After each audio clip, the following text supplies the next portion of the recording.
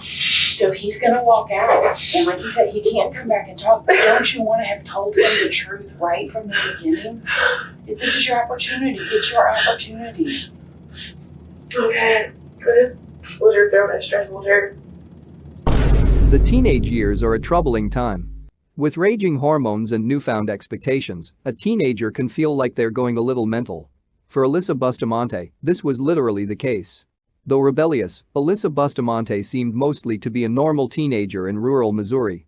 But her online persona showed a much darker girl who, unfortunately, turned out to be Alyssa's true self.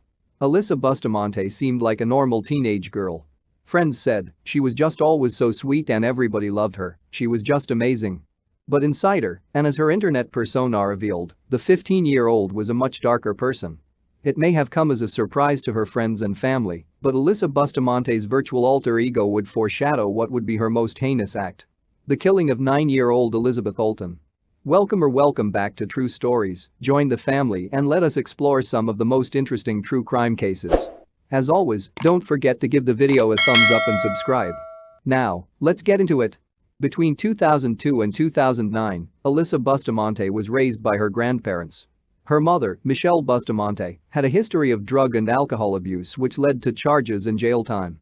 Her father, Cesar Bustamante, was serving jail time for assault.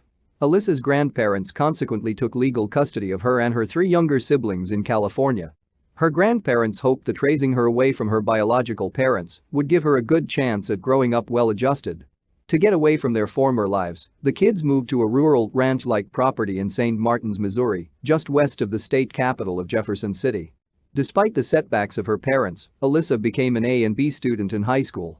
Alyssa was a normal kid by all appearances, and her grandparents provided a stable home where Alyssa's parents could not. Friends said Alyssa would write poems and joke around.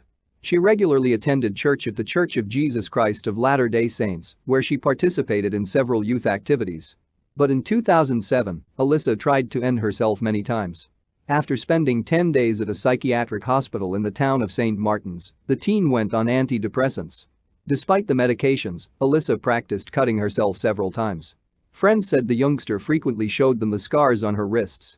On Bustamante's YouTube page, she described her hobbies as cutting herself and killing people. Her friends say that she was a fun person, but that they somewhat kept their distance from her because of her fascination with death. Online, Alyssa was an entirely different person.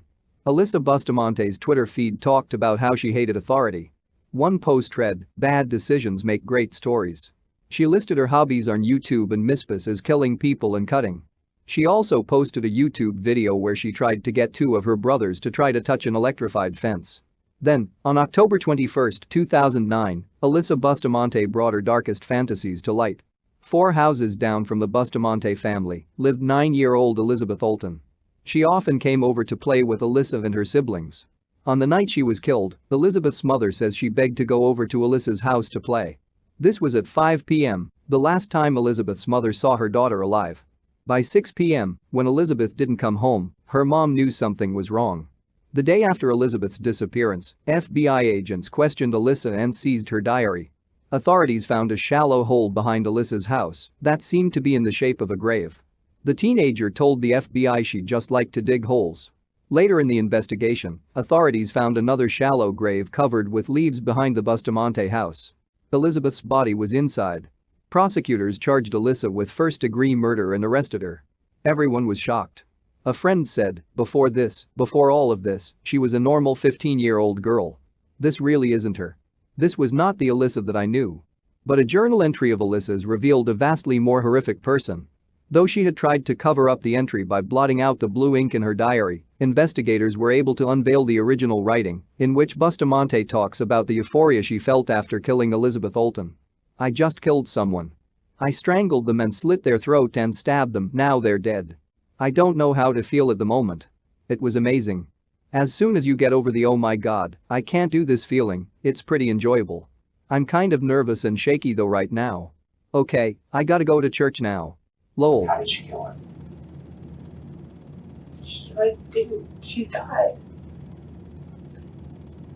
How did she die? 9-year-old girls don't just die. We were messing her out. Then she fell back and hit her head. Was her throat cut? Yeah. What did you use to cut her throat with? Not.